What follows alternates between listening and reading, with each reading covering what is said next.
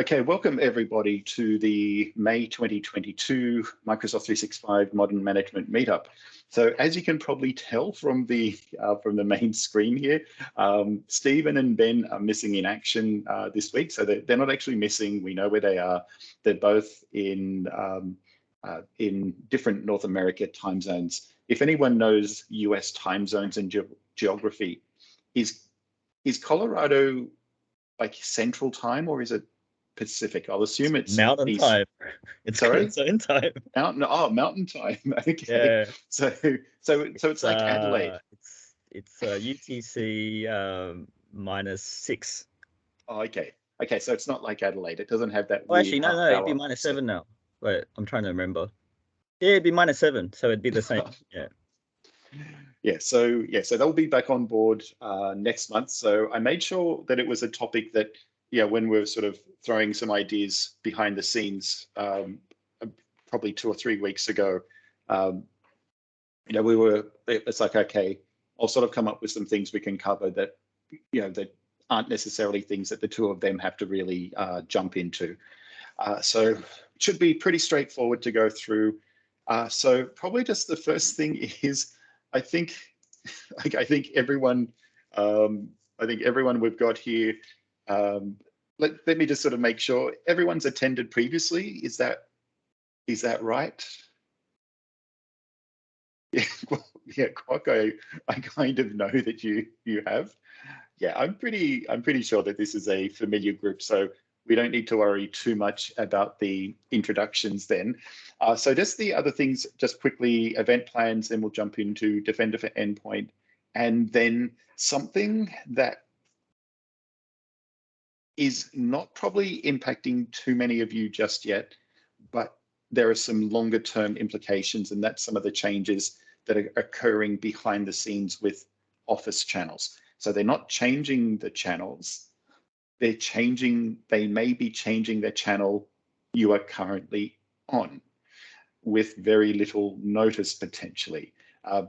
So before we get into those things, first of all, just I know it's a pretty small group, but just to get a bit of an idea, like how many of you, it feels weird asking such a small group this, but how many of you are still pretty uncomfortable with the idea of in-person gatherings?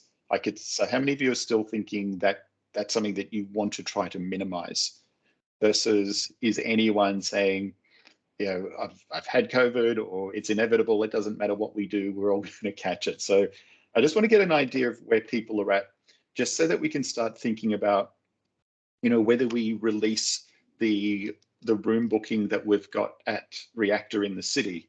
And the reason why it's the case at the moment, like any of you who've been to Reactor previously, they've got a bunch of different spaces and rooms that we can use. But right now, they're sort of just trying to open up slowly. So it's just one of the big theatre, just the big theatre area that they've got is what's actually being used for events. So I'm at the point where I'm thinking it's probably worth releasing it, because we don't need, even if we do start going back in, we don't need like a room like that comfortably seats 100 people, for example. So my current thought is we'll sort of, chill on the idea of doing things like properly planning things out and doing them in the city at Reactor. But the thing that I won't rule out, and this is something that I'm not sure if Quack will want to participate in this, but Steve generally will, because if we do things like, if we sort of just have the occasional get together at the North Sydney office for Microsoft, like for Steve, that's really convenient. It's just down the road from where he lives, so he's more than happy to participate.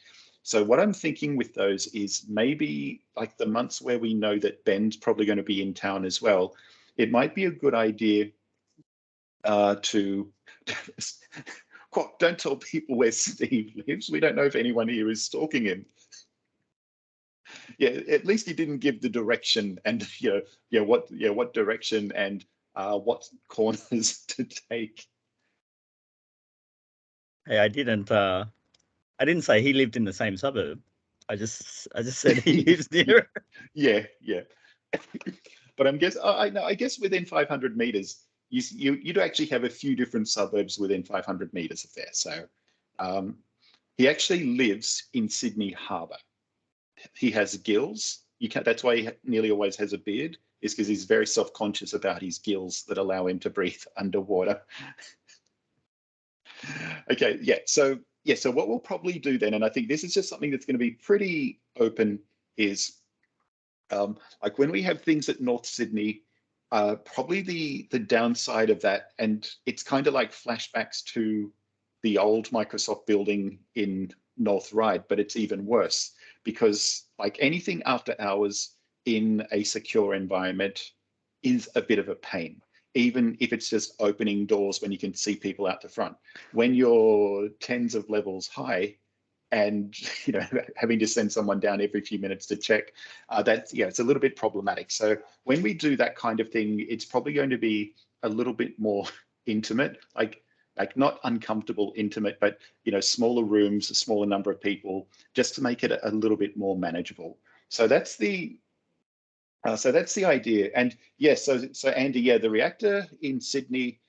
So I was actually in there for something else on Friday night. Do not judge me for going to reactor on a Friday night. It was an event that we were invited to, and there was free pizza.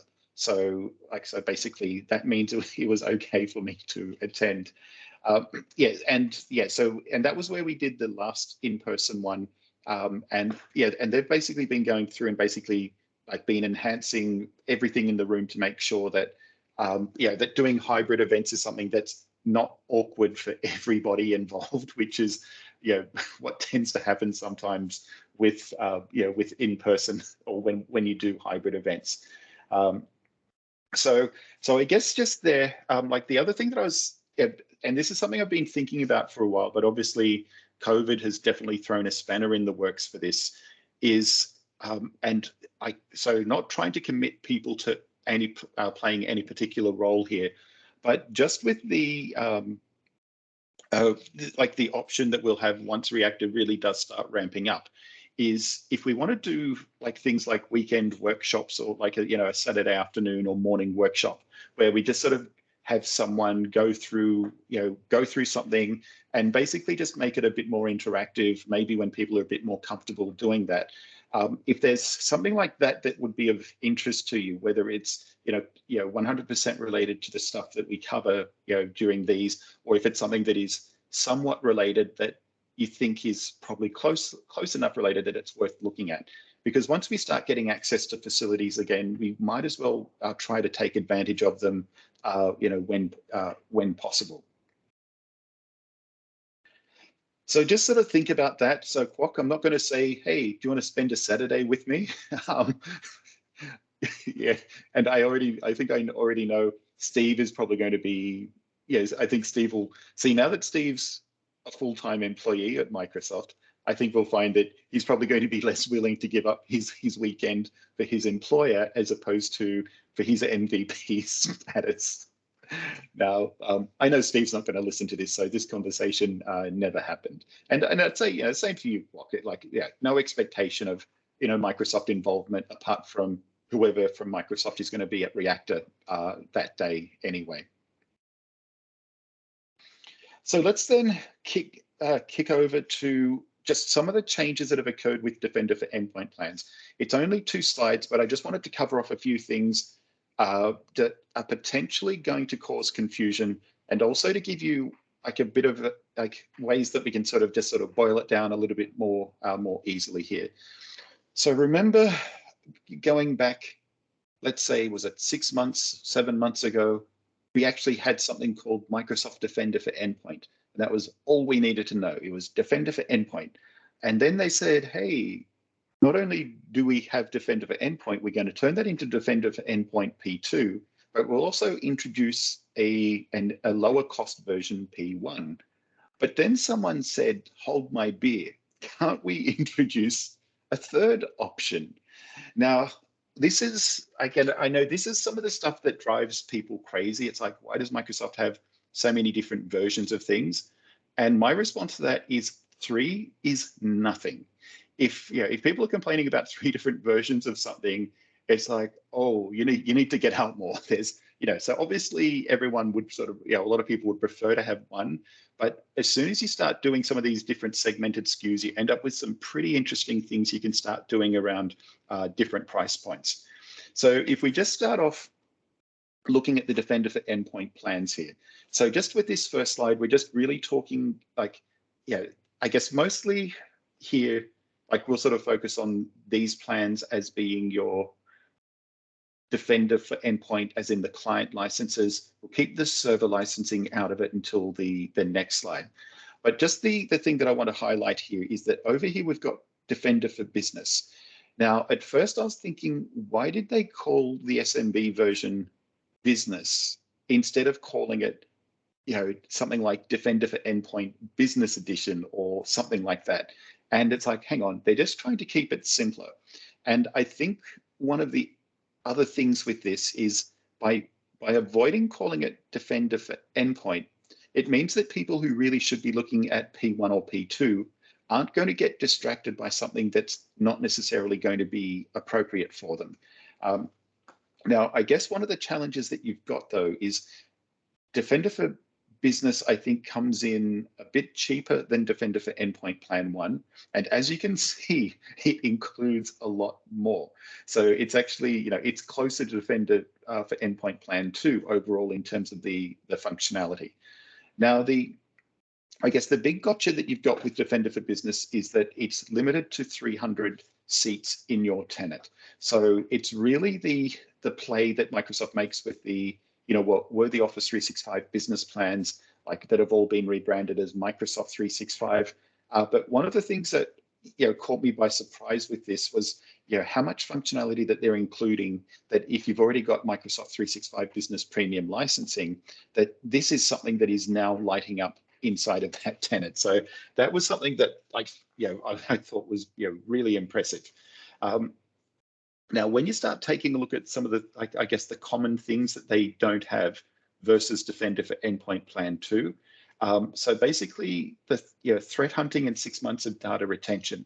Now, the thing that I've got to confirm here, and I'll explain why once we get to the next slide, is even though I've got a Microsoft 365 Business Premium tenant, where now my clients are being licensed, do get the Defender for Business licensing included, I can't actually get to the simplified portals because I've got some other Defender for Endpoint servers reporting through. So I can't actually go through and actually validly check here. So if they're saying, that you don't get 6 months of data retention, that's something where it's like, okay, well, what is it? Is it 30 days? 30 days, 60 days, 90 days. But here where they're saying, no threat hunting.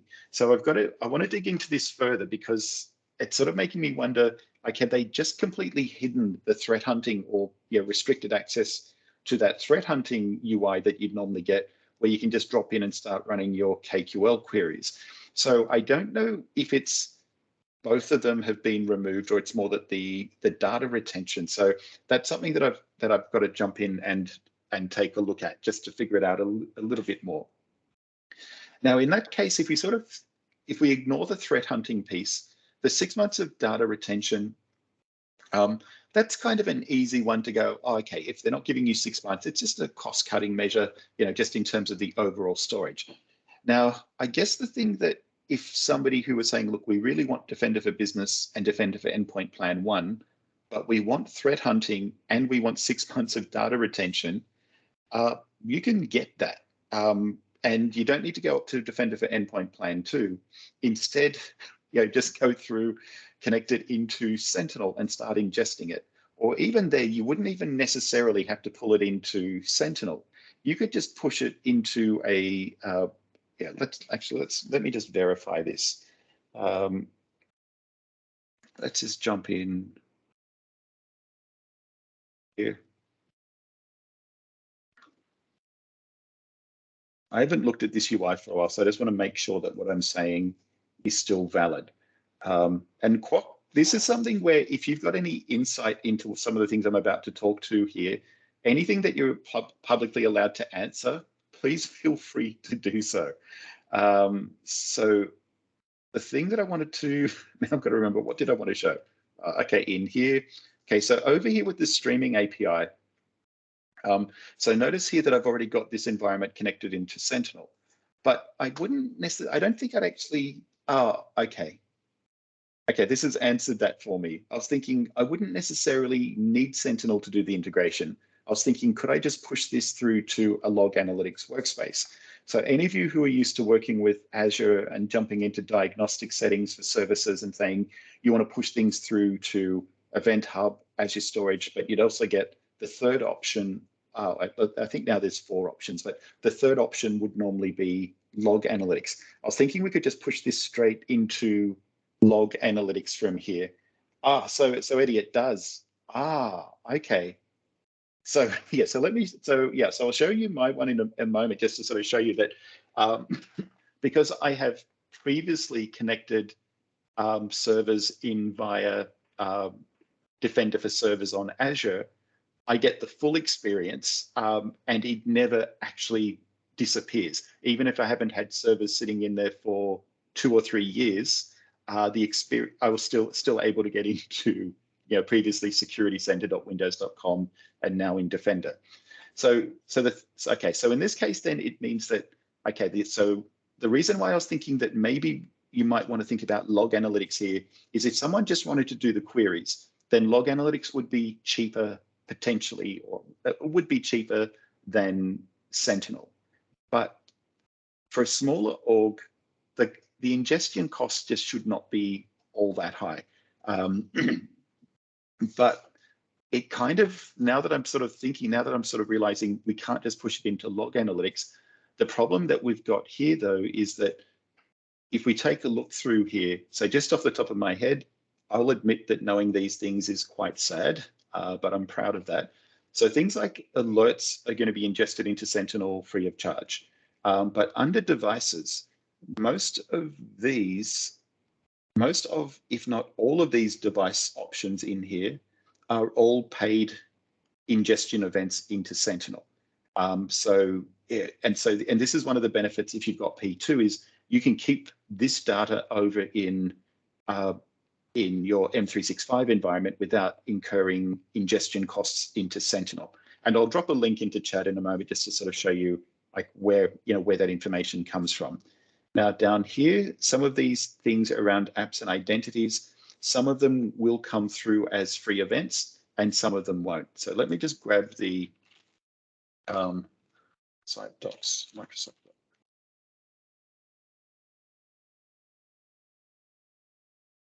Internal costs. So this is my go-to page when someone's saying, where should I use Sentinel? And it's like, do you use Microsoft 365? And if the answer is yes, it's like, here is the logic as to why. So I'll just drop this in.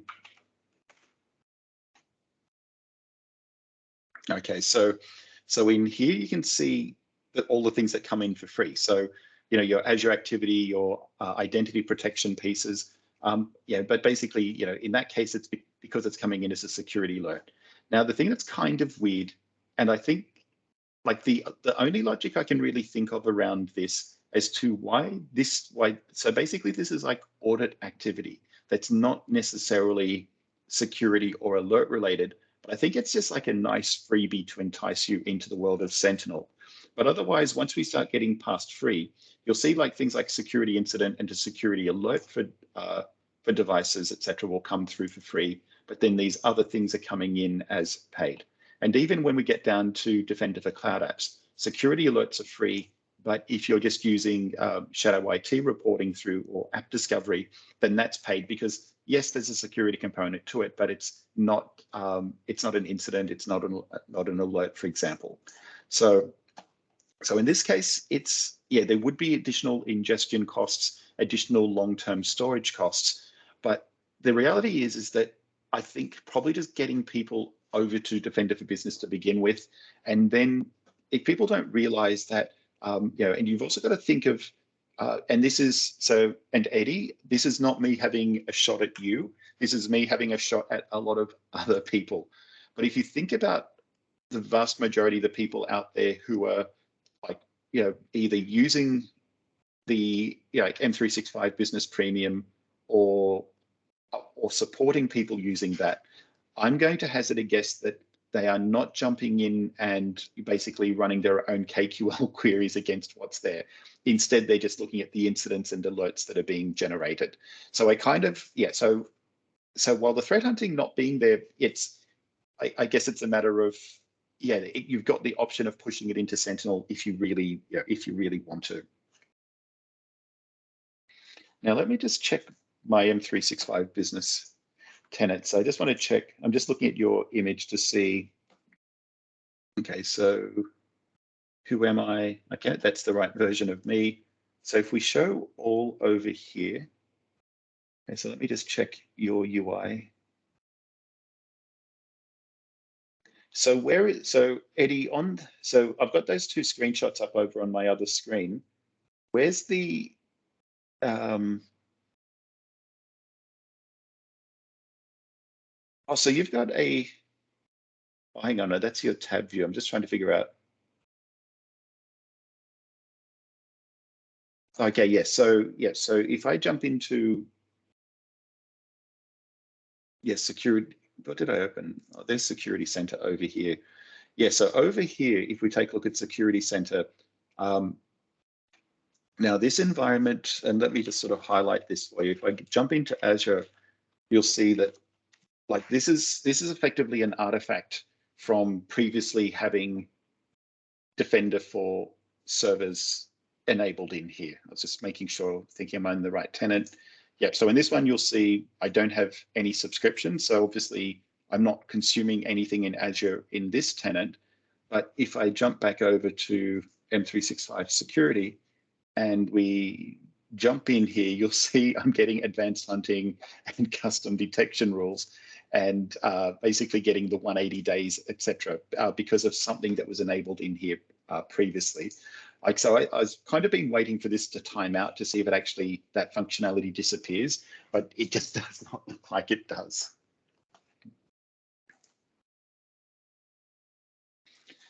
So seeing that we've got Sentinel open, also we've got Azure open over on the other side, I guess we'll switch over to that in just a moment. But here, the other thing down here is the Microsoft Threat Experts. Now, this is something that was explained to me going back probably, like I wanted to say a year or two ago, but it has to be longer than a year or two ago because it was an in-person conversation with someone. So it was probably more like 3 or 4 years ago, where the Microsoft 365 business team wanted to get something Defender into their environment.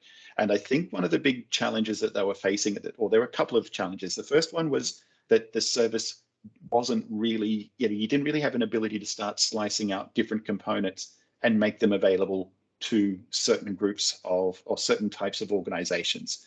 It was either you get everything or you get nothing. But obviously, based on what we're seeing here with these two SKUs, they're going, oh, look, we can actually start slicing and dicing things here. Now, the big thing to sort of take into account with the threat experts and why neither of these options include that is that this is, if we look at everything else that's in here, this is all stuff that's going to scale pretty well. Threat experts is not going to scale because you cannot keep going out and hiring more real people to interact with more real customers. So basically that was one of the other issues was, trying to sort of give it to people at a much lower cost meant that threat experts piece just was not something that could really scale to that degree, which makes, it makes a lot of sense. Oh, and so it's basically up to, so basically so it's been available now, for 3 years. And so with this is, and so if you're not familiar with it, this is where you're actually like logging issues through the Defender portal, and like real humans will interact with you. And that's the thing that I mean by it's not, it's something that can scale, but not, it's probably the thing, you can always throw more compute resources at the other tasks, but the threat experts, you can't just say, okay, go to a week's training and now you are a threat expert, even though I'm sure there are people who have been to training that claims that they'll be an expert at the end of a week. Okay, so let's jump into the next section. So one other thing that I just wanted to highlight here was just the product page for this. The only place that you'll really find that comparison of the three of them on the Microsoft side is you have to go specifically into the Defender for Business page. So if you go into any of the Defender for Endpoint pages, you'll find that they don't even mention Defender for Business, just to try to prevent people, getting confused or trying to get the wrong product. So it's only when we sort of scroll down here that they start doing that comparison. So I understand why they do it this way. This is basically where I pulled that table from, and I'm just curious here to see what is the for. So there's no timeline view. The threat analytics optimized for SMB. So there's nothing overall too surprising in here. But I guess for me, that threat hunting, like as much as it's like I think it should be in there, it's hard to justify it really being there. If people really want it, they can just connect Defender through. Now, Kwok, a question for you. When we do have, now this is something that I don't know if you know the answer or if it's something where you just have to say no comment. So apologies for putting you on the spot with this one.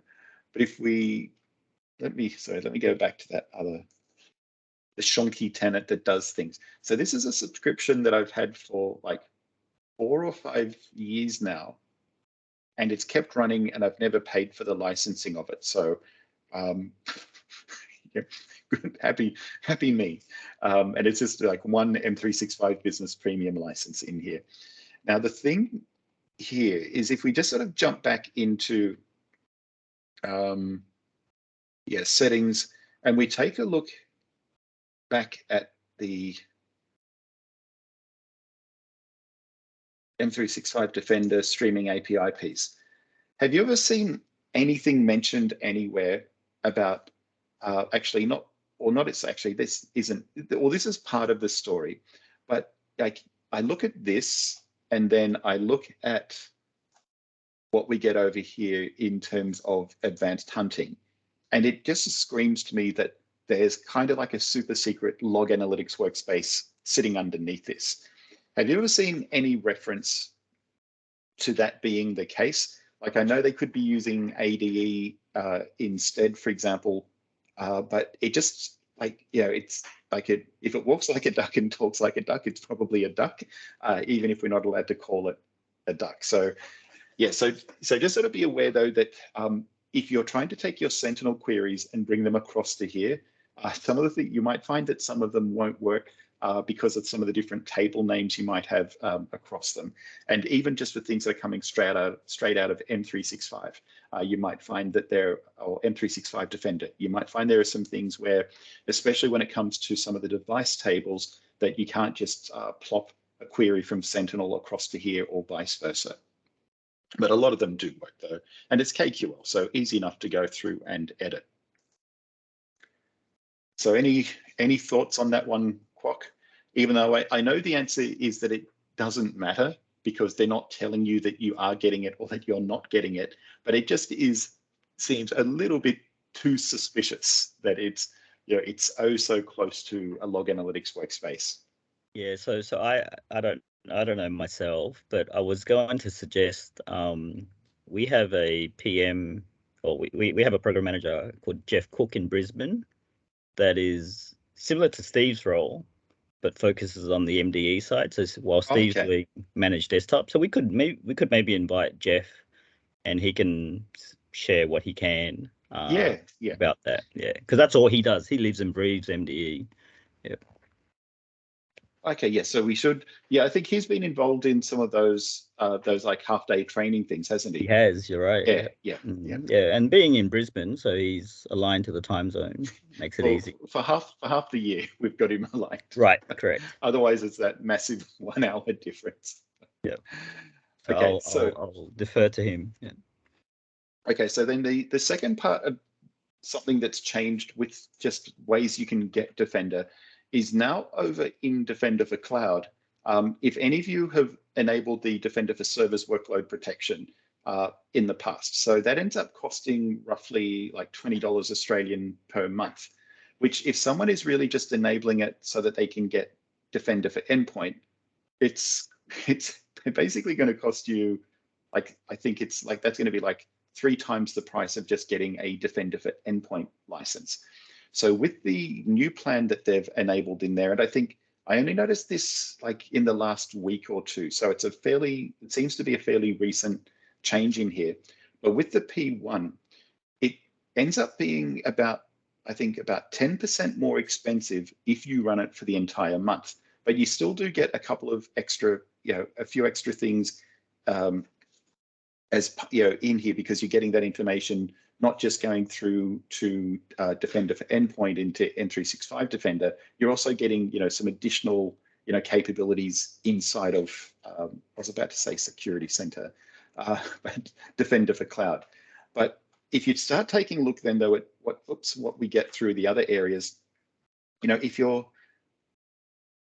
we start eliminating a few of the things that, like, even here, if we want to think about licensing this for maybe some VMs that aren't in Azure, where we want to license them properly for Defender for Servers and we want to do it cheaply, and there's servers that are only on for a small portion of that month, then that means that we're still paying a pro rata. So like if I'm only running for 20 hours a month, I'm paying for 20 over 24 times 30, for example. So it ends up being can be like a pretty cheap way to get your part-time servers or lab VMs, etc., enrolled and using some of your.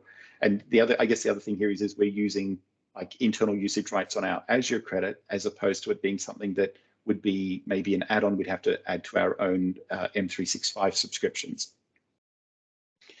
So the other things as well, though, is like if you are talking about machines that aren't in Azure, then some of the things in here, such as the things like the adaptive network hardening. Well, that's adaptive network hardening of your Azure network security groups, for example. The just-in-time VM access is only within Azure.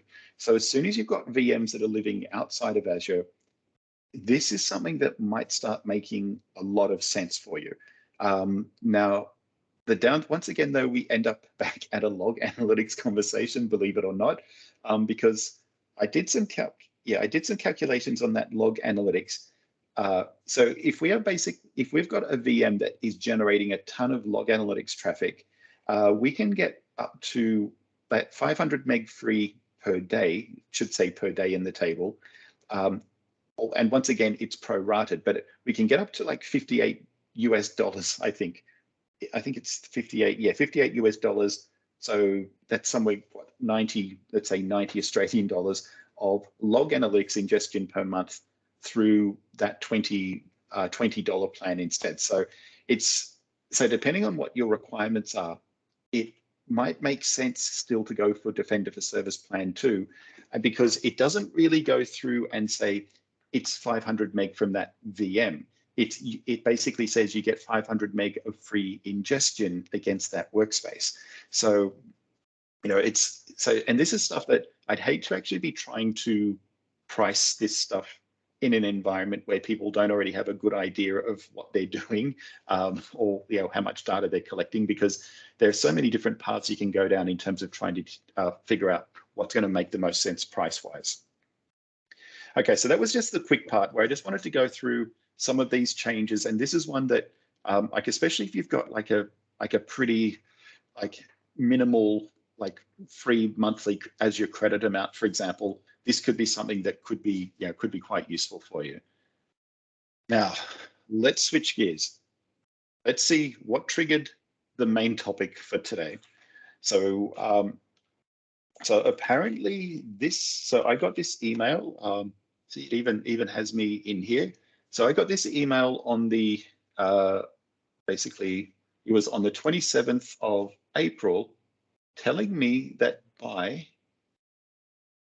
May 20, anything that I had, any deployments that I had that were not in monthly enterprise channel were going to be switched to monthly enterprise channel. Now, I don't know about you, but I did not think that was a lot of notice. And I went back and basically basically put something in against one of the articles about it, And I got feedback, because one of the things that I was thinking was, well, yeah, sure, I've got some machines that are set to semi-annual channel, but most of the machines are actually set to insider and current channel and current channel preview. So my question was, even those ones that get more aggressive updates, are they going to be switched as well? And the response I got back was a yes. So there's a few more things that we'll go through in here where, like, so right now, the best that we can get from a few of us who've received this is, it only seems to be people who've got some, like, a small tenant. So this is a tenant where it's basically, even though there's like I've got like a handful of Office 365 licenses in there, the only one license that's really used is an M365 E5 license. So it's ones where there's not a lot of Office desktop app usage. So they're obviously targeting smaller to begin with. Now, once we start digging in a bit further, there's going to be a few little things that we'll sort of come back to. But if we take a look in here, like, one of the other things that they throw in here, which is, Office will be configured to get updates automatically from Microsoft directly from the internet. Now, even that comment has sort of shut off a whole raft of, well, hang on, does that mean if I'm using Config Manager to deploy Office updates, etc., is it just going to override that? And I think the reality there is that technically it is, but somebody who's got Config Manager in production running alongside Office semi-annual channel is probably going to be a larger tenant that is not going to get this message, at least not yet. So my suspicion here is, like, I've only seen a handful of people comment that they've received this. So I think we are effectively the guinea pigs. So anything that's not correct in their documentation, anything where, like, there's, like, I don't want to say use the term misinformation, but let's say misunderstood information instead, because there's been a few things where people have been saying one thing and it's like, what you're saying is the exact opposite of what the docs article says. So I'd probably be careful about that. So before we sort of talk too much about that again in detail, let's just sort of have the quick recap of the Office update channels.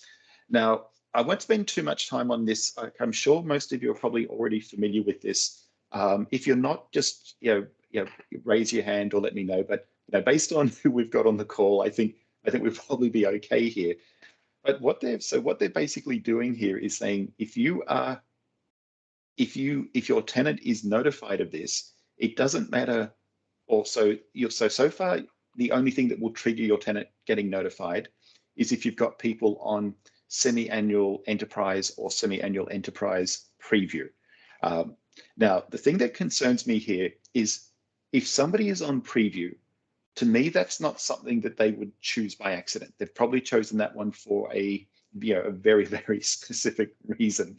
But it seems to be a little bit heavy-handed so far. So basically I've chosen just to let it do whatever it's supposed to do. So I'll be able to give feedback as to what the longer term impact is, or a month being long term really, because there's a bunch of things that there are no answers for.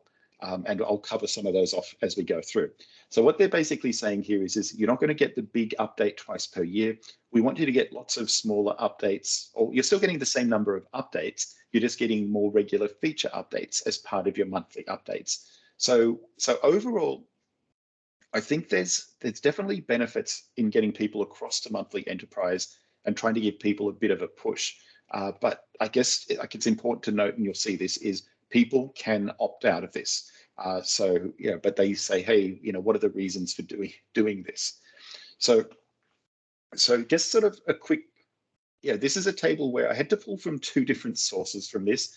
I had to pull from like what we saw in that previously slide, the release versions.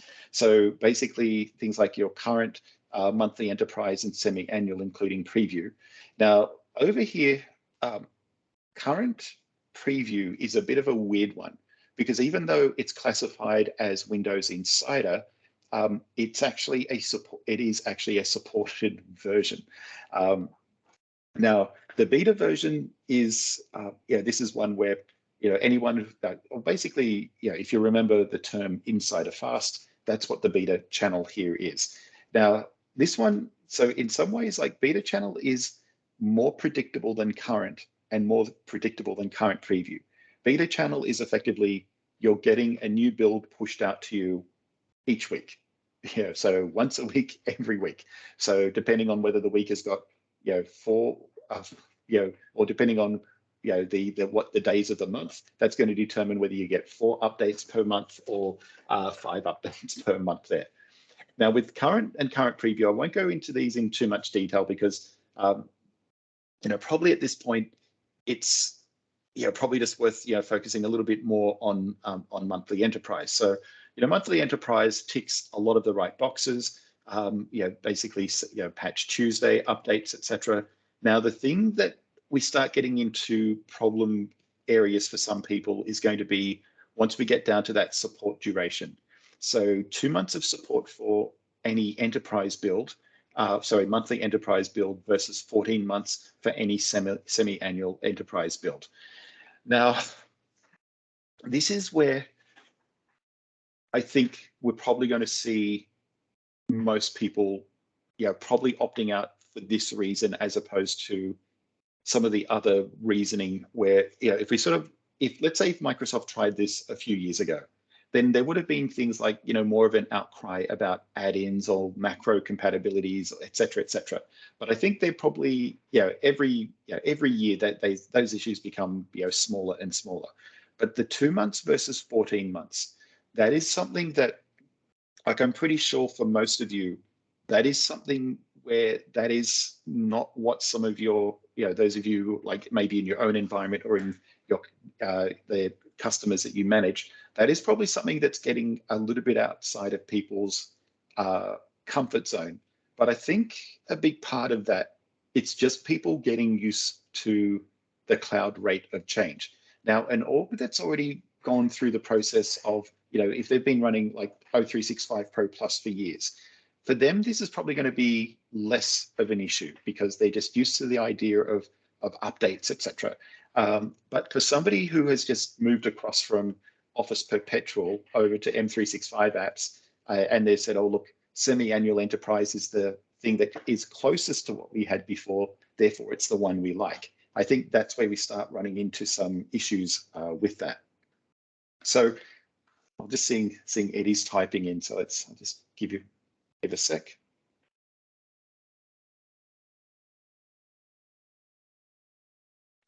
Well, yes, so so you'll see that I've actually got something mentioned about that in a slide that's coming up. So there were a lot of customers on current, and that was a deliberate decision that a certain product team made. And we can talk about that. So what are the changes? So first of all, if you weren't notified, it doesn't impact you yet. So this is really just, more of a, this is, depending on the feedback they get from the small number of people that, I don't know, like, am I supposed to call it a pilot? Nobody's telling me it's a pilot, but it feels like a pilot based on the lack of information out there. But over here, you can see that thing, basically telling you that, starting May, so here's the thing, all your devices will start getting the latest version of Office updates each month instead of semi-annually.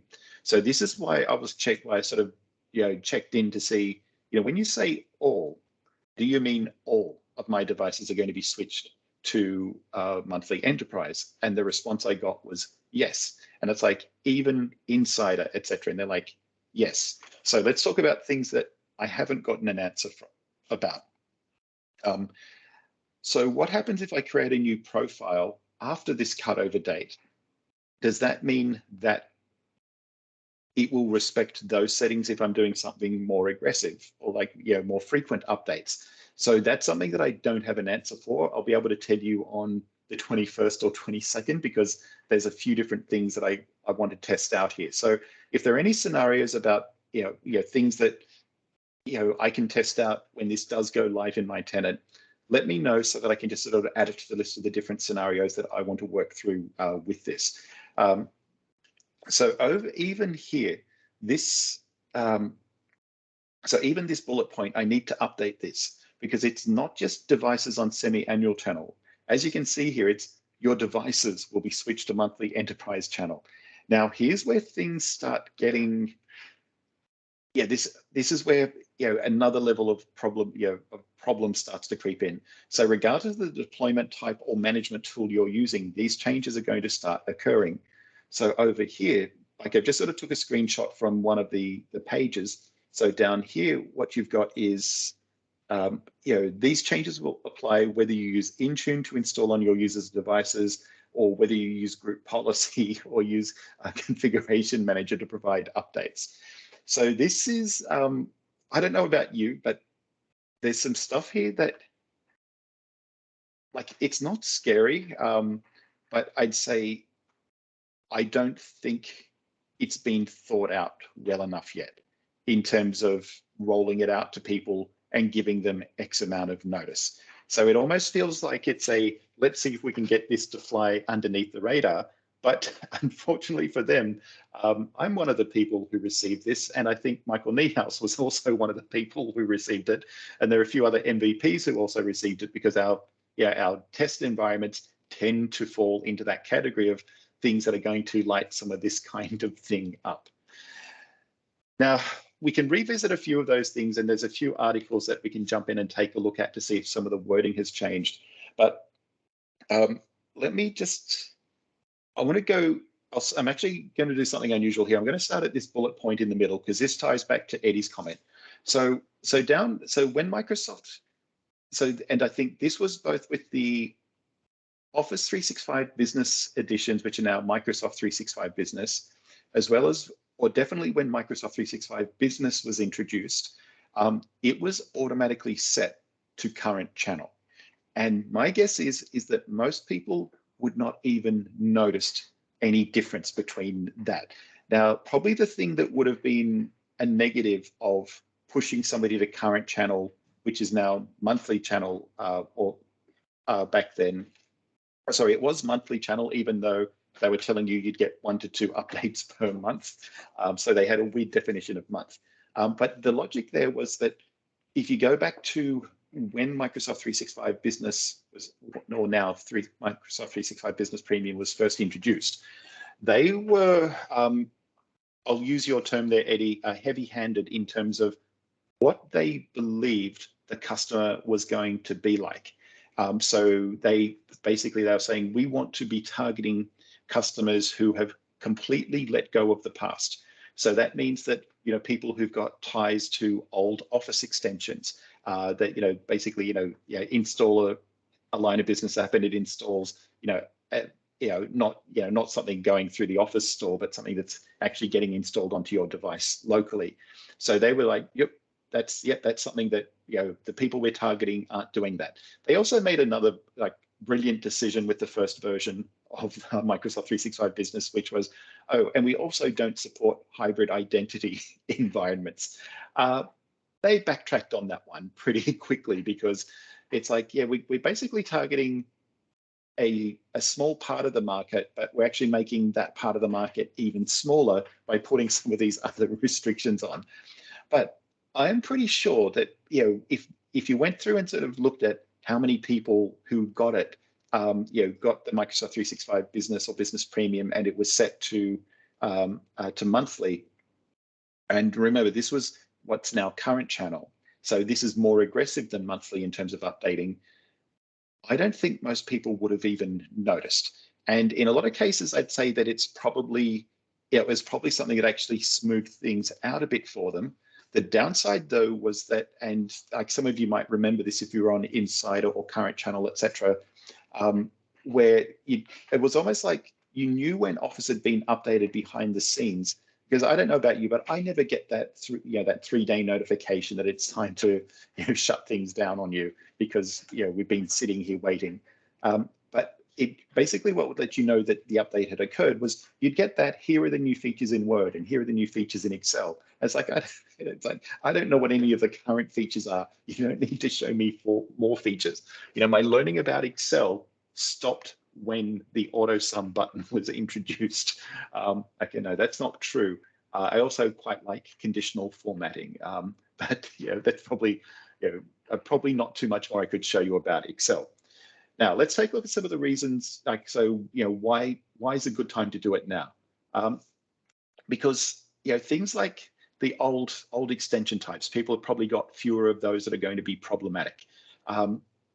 Things like, potential compatibility issues, they're things that, so with macros, etc., that's probably going to be less of an issue today as well. So really, I think timing, I don't think it really matters when they decide, let's say from this point onwards, when they decide to do this. People, some people are going to say it's too soon for our organization. That's why they're giving you the opt-out option.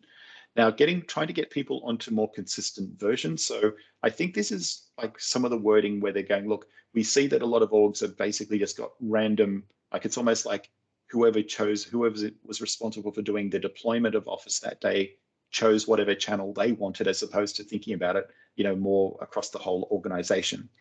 Now, some good news here is that, and I've broken this down in a table in a few slides. In terms of the monthly update sizing, this one is really, really consistent compared to semi-annual channel. So it's very rare that you're going to get a really big update versus with your semi-annual or semi-annual preview, you're going to get a big update twice per year on those. Now, other things here, like I think this is just a bit of a summary, Office update requirements have changed for some orgs over the last few years. And this final bullet point, I put this one in here because some of the feedback that I've seen about this is people saying, oh, well, we can't trust Microsoft to update things every month and have them work.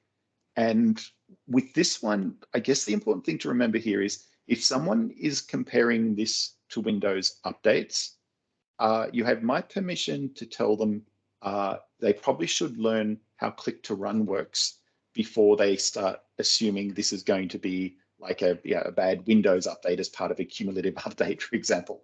Because here we're not talking about something where we have to, restart the machine with an update. Like if we need to roll back to last week or, to last month's version or whatever, that's easy as hell. And the chances are it's probably not even going to generate much network traffic to go through and roll that back. And I'll give you a little bit of an example of that. I won't do a rollback, but I'll sort of show you that, depending on how you've got things configured, if you need to sort of roll back, it does not need to, or roll back or redeploy, it does not need to consume all that much network traffic. So if we need to go back to last month's, that's not an uninstall and a reinstall of Office. And I think this is something where if you, like people who are still thinking in terms of Office, still haven't, I don't know the last time I've used a machine that got Office updates from Windows Update. Like that is something that is probably a 2013 or 2014 type experience for me. So people who aren't that familiar with what you can do with click to run, I think some of this stuff is going to be a lot scarier for them versus what it really needs to be. Now, just to sort of give you a quick look at this, let me just do it over. I'll pull this machine up. Now over here, it's very, very exciting. We've got, let me just zoom in a bit. I can zoom in more, that will work.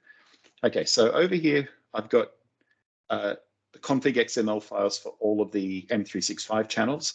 And just here, so normally if we were sort of showing Office deployments, I'd be clicking on the network tab so we can watch delivery optimization do its thing. Most of what you're about to see here is we're not going to have any network traffic. We're going to end up with, I'd say that I'm guessing it's going to be 18.8 gig of Office downloaded in a short time, but I know it's going to be, unless something's changed in the last hour.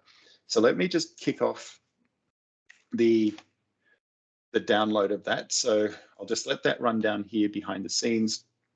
And if we just sort of jump in and take a look here, there's Office and it's already going through doing what it needs. There's that 2-point-something gig Office file. And it's basically, it looks like it's already down. Now, notice down here, there is basically no network activity around this. Everything is coming from my cache store on this device. So this is something that I'll sort of talk about in some of the upcoming slides, but there are some things you can do that if you do end up having to get on this path of changing channels, etc., there are just some minor tweaks you can make to your delivery optimization settings that will, okay, maybe they're not going to be as effective as this, as just pulling down version after version, barely hitting your network. Oh, there, that version's done. Let's give it another few seconds, and there's the third version. So I just wanted to sort of show this to you. If people are going, oh, well, if I wanted to roll back, how much network traffic is that going to generate? As long as you've allowed an ample, I'm not going to define what ample means, but an ample amount of storage in your delivery optimization client cache policies, you're going to have wiggle room to go back and forth if you do need to go, oh, we need to roll back to last month. So I think this is going to be an important message for anyone who is still new to the world of click to run. Now, this is something that I have to remind myself that even though click to run has been, so Office 2019 was click to run, Office 2022 is click to run, there are still people who just have not, even if they're deployed via click to run, they don't know just how effective it can be in getting some of these types of updates out there. So I think with that, we're probably getting pretty close to, so it's already on semi-annual preview. And this is one of those, so this month it's actually taking longer than normal because most of the time we don't actually get, so all 6 of the channels, it's rare for you to actually have all 6 of them with unique numbers. Normally there's some overlap, but this month, instead of it being 15.5 gig, we're getting the 18.8 gig. So if we jump into that last one, there's that file. Again, we'll just take a look at it. So basically it's already at 2.3 gig. So just to sort of show here that there's some cool stuff that you can do with delivery optimization. In this case, I'm not even talking about connected cache servers or anything like that. Obviously, they would help, but having ample, so just sort of setting aside a little bit of extra space on a disk to cache these things, which would also then mean that other machines that need the updates are also going to be able to benefit from other machines having those caches as well. Now, I mentioned that you do have the ability to go through and opt out. Now, in this case, I made the mistake of choosing dismiss. And once I chose dismiss, instead of answering it, I'm sure I can probably figure out how to get that message back again, but I couldn't actually get the message back in here again. But one of the things that this started making me think about though, and this is just me putting 2 and 2 together and maybe getting 5, is that when we take a look at this, it's almost like there's, are they kind of suggesting that if you want to keep using Office for longer, then maybe you need to get, perpetual / long-term servicing versions instead. Now, that would raise a bunch of other issues in terms of supportability. So I don't really think that's what the Office team is pushing here, but I think it might be something that some customers might have to evaluate things that way if this, if this really does become a heavy-handed approach. But once again, if you do want to, keep devices on current configuration, you can do that. But for the benefit of the human race, I have chosen to dismiss this one so I can see what happens on the 20th. Now, just to go through some of the things that I mentioned about the downloads consistency. So if we take a look in here at, in this case with monthly enterprise, so there's really not a big difference between monthly enterprise and current channel in terms of what your monthly updates are going to be. Now, the thing just to be careful with these numbers, these are the numbers in terms of the update from the most recent version. So if you've got a machine that's been offline for 6 months and it comes offline, it's going to be a much larger download. Now, if we compare a current or monthly enterprise to semi-annual preview or semi-annual, you'll see that basically it's going to be, for a few of the months, so for quite a few of the months each year, it's going to be like maybe 100 megabytes more per month. but then there's going to be a few months, 2 months per year where it's going to be basically half the size of them. So overall, I think this being more consistent probably isn't a bad thing. Now, even here, like the 500 meg to 400 meg options, I don't think it's too big a deal. Now, down here with the beta version, anyone who signs up with beta, that's going to be 3 to 4 gig per month. So each of those weekly updates is somewhere in the 900 meg to 1 gig size. So not for the faint of heart, not for somebody working on a slow connection, not for somebody working on a connection where things are being charged. Now, the only one where I couldn't really figure out, so I was going through my connected cache server to sort of to basically get the beta results for that. But because I don't really do much with current channel, I couldn't really figure out how much space was being used by current channel.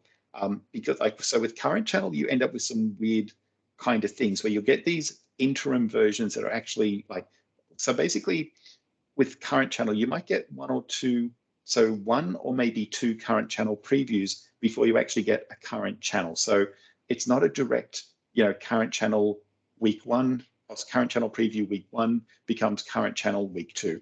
It's not as planned or mapped out as what we see when we're going into, monthly enterprise, semi-annual preview and semi-annual channel.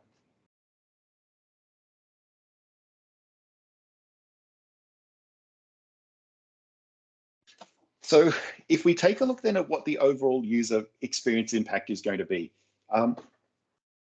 my guess is for a lot of users, so maybe not at the organizational level, but for a lot of users within an org, I don't think they're really going to notice any real difference here, because we're not talking about, so even though we're talking if we sort of talk about it in Windows language, if we're talking about if we were doing a feature update of Windows every month, that would not be a good user experience, because it's I'm sitting here waiting for my machine to do that update that's not a 30-second restart. But when we're talking about Office updates and just how much of it they're doing behind the scenes, and if you're someone who shuts your machine down and then starts it again, you're never really going to even notice that these things are taking place.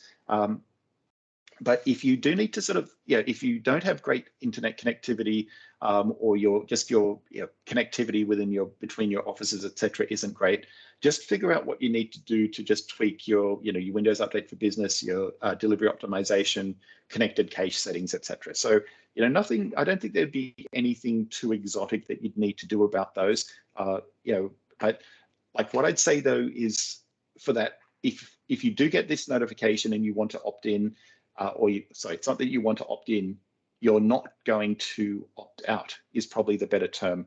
I would, even though I don't think it's going to be the case, I would just work on the assumption that it's the amount of network traffic each machine is going to generate. Now, not necessarily internet traffic, just network traffic is probably going to be somewhere close to a fresh install of current channel.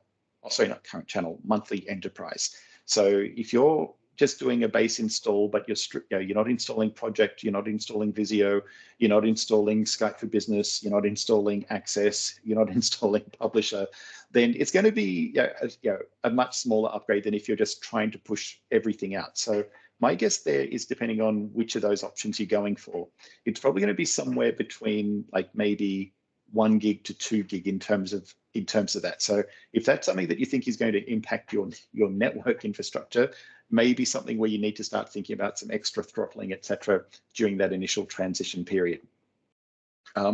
Now, other things down here is in terms of the last time there was sort of something like this that would, that was Microsoft initiated, that would sort of generate this kind of network traffic.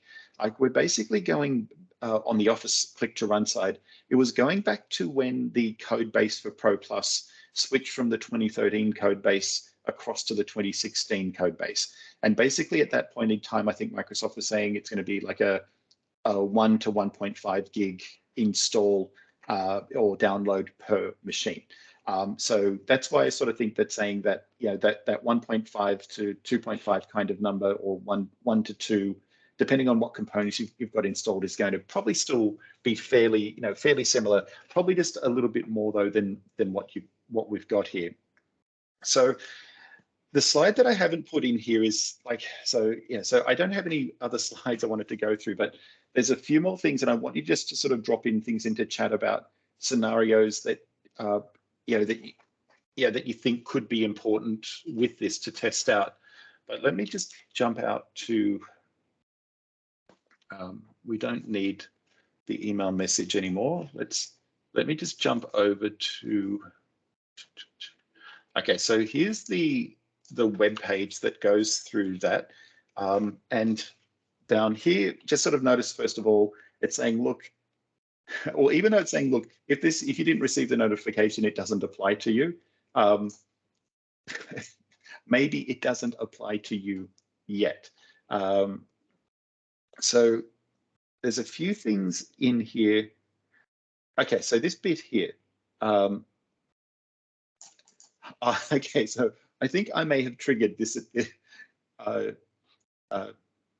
italics here based on a question I asked, because even though it did say it affects all existing installations of Office, like behind the scenes in GitHub, I sort of posted, do you mean all installations, or do you mean all semi-annual or semi-annual preview?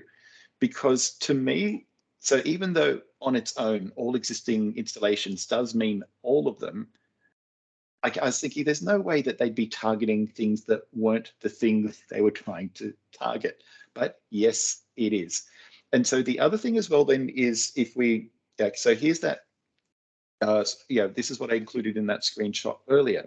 So this is the other bit that's problematic. So it's like, okay, so if we've got, like, so basically, is this something we can override in the future? Would I need to create, if I want to now, redeploy, either of the current channel options, or if I wanted to deploy Insider / beta, would I need to, if I create a new deployment or app policy for that, is it going to override the settings? Because this is like, so as you can imagine, like this is something that at first I was thinking, oh, this must just be something where things aren't being managed properly. But no, they're telling you, like, we don't care how well managed these things are. We are going to make decisions on your behalf that we think are good for you. So again, like, I would be shocked if we don't see quite a few more revisions of this article. So, okay, so it was updated, just prior to the weekend. I know a few people have got some questions issued around it, because it kind of tells you what's going to happen, but we don't know what happens afterwards. Now, my guess is that afterwards, like, I would be shocked if I could not create a policy to deploy semi-annual, and that it would keep at semi-annual instead of whatever they're doing behind the scenes here in terms of your tenant information. Like, I'd be shocked. Well, actually, I shouldn't be shocked. I've learned I should know by now. Like, but I would, like, if it tried to turn like more frequent updates into monthly enterprise, I'd be surprised, because obviously they probably still want you doing some kind of targeting. But even here, though, I think what they're even sort of trying to sort of talk to you about here with the monthly enterprise, and I don't know if it's in this article or if it's in another one, but effectively saying that basically doing your ring, using rings as targets to determine who gets to test things out. So they're not actually talking about using current channel options or insider channels as the testing rings. They're basically, like, some of the content that I saw, like, talking about, basically roll this out to people a week or two earlier than everyone else. So basically pilot users get this a few weeks earlier than other people do, which I don't know about you, but considering that it gets a maximum of 2 months of support, there's a lot that has to be condensed into that initial window that I think is going to get some people to push back. So hopefully you don't get this message in your any of the tenants you're managing anytime soon. I think you really have to be, within a very specific set of parameters for them to rope you in. So for once, I'm glad that I'm in those parameters, that it's like, oh, I get to report what happens. So if there's any kinds of scenarios that you can think of in terms of just the, what actions is it going to take? So the thing that it could, that is kind of confusing me a bit here is like, and again, it's coming back to that heavy-handed piece. Like, so regardless of what policy I've got in Intune, or sorry, what channel I've got in Intune for an existing policy, it's going to ignore that. So if it went through and changed my Intune policy, that would be a completely different conversation. Like if the Intune team was saying we're going to do that, it's like, okay, tell me why. But in this case, it just seems like it's the Office customization service that's actually going to be what's driving it based on the tenant information. So hopefully at some point, within the next, let's say, what have I got, 9 or 10 days now to actually see what the side effects of this are. So Aaron, have you got? I saw that you've joined as well. Do you know anyone who's received that email telling them that you are? Congratulations, you're getting updated. Let me pull it back up. No one's pinged me that I've seen. I have noticed that the version update rings that you push out via Intune result in an error on the client. So if you push that out via a settings catalog, can't remember what the policy itself is actually called. Indeed. Maybe it's that one, or it's the delay one. It causes an error. And I did see the updates in the Microsoft Admin Center recently where you can say, well, I want to push everything to monthly enterprise, and then it automatically sets up the rings for you. So yeah, that to me looked like it was the way forward. Yeah. So and that ties into some of the stuff we were talking about last month that Steve couldn't talk about because the details hadn't been made public about too much of it just yet. What have we? So the other thing that's like, I know that there can be issues with consistency in places, but I think even here, if I just go through and say I want to create a new deployment of M365 apps for Win 10. Now, I think, what is it? Yeah, the next screen. So in here, it's update channel. So this is where things are also weird. So they're also highlighting current channel in here, and there's somewhere, I think it's after you go through and create it, for example, or maybe if we choose something that's not current channel, it goes through and gives a recommendation and says, Microsoft recommends current channel in here, and that's been in here for a while. Let me just see if it's showing up over in that other one.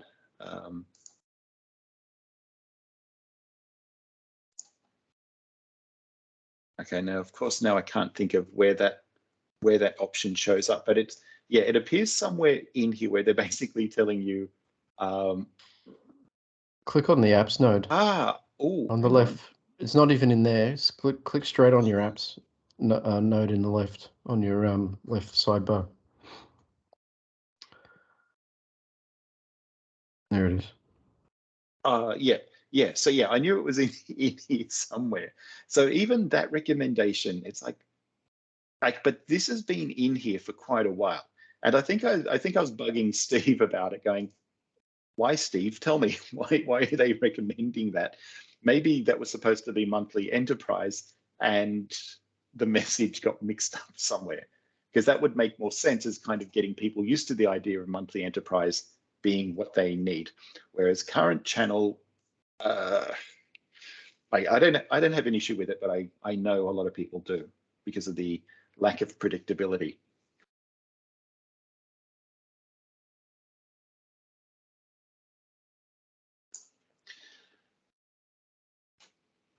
So at this point in time, this is sort of like, so even though we kind of know what they're telling us is going to happen, there's not really, like, apart from that page, there's that page, there's really nothing else out there on this just yet. There is a research report saying, benefits of using monthly enterprise channel. But it's, I don't, like it doesn't bother me what channel I'm on as long as, yeah, but yeah, I'll be curious to see, what happens afterwards. So how does this, are there ways we can work around it or whatever? So obviously I could have just opted out and stuck with what I had, but I'm just curious to see how it actually gets enforced afterwards, or if they're just assuming that, once they make that switch for you, that you're not going to go back in and reset it back to how it was. Who knows? So yeah, so any scenarios that you think of that, once these changes kick in, that you want to test one channel to another, see if it starts reverting things back, etc. Just shoot me a message wherever we communicate, and I'll add it to the list of things here, because it's like, because I guess really like at a top level, it's, will something more frequent become less frequent, and will something less frequent become more frequent, is basically probably just the two main scenarios, but I can test across all the different channels. That's easy enough to do that. So with that, that's pretty much everything I wanted to go through. It's a pretty quick one tonight, but this one, so when I got this notification and I sort of, thought, okay, this is what we're going to cover this month. I didn't also, or basically, the lack of communication around this, like I didn't realize that it was going to be a very niche thing at this point in time. But but still interesting topic. Probably worst case scenario with this is if it forces orgs that are still stuck in, we have to use semi-annual channel because that's what we've been using. If it's at least getting them to have a conversation about moving away from that, it's a good thing. But depending on how it's handled after this initial group, I guess that's going to be, I guess how people are going to react to it. Well, so Eddie, that's the other thing that I was thinking about as well, is this their way, and this is where maybe if you need more support or longer term support, maybe long-term servicing channel is for you. That's what was making me think that. Now, in reality, I think it's, I think it's fair to say Office does have too many different deployment or update channels. And then using the term preview for supported products, where most people in M365 and Azure see the word preview and automatically assume it means something like public preview or private preview. But with their last round of changes, changing it from targeted to preview, that just causes so many questions.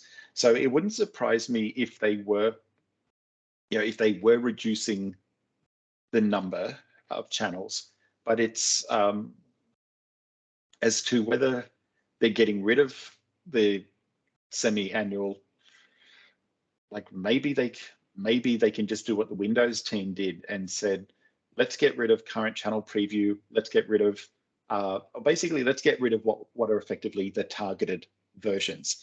And that would reduce the number of options they've got by 2.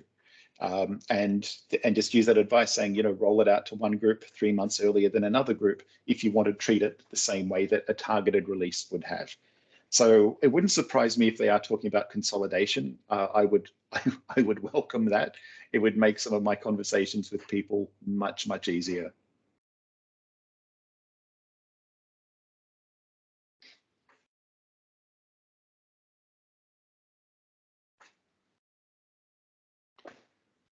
So I think we might actually wrap up early tonight then. So any final questions, comments, etc. from anyone before, or let me stop the recording now, just in case anyone's got anything that they want to ask without the session being recorded. So let me just kick this, stop the recording here.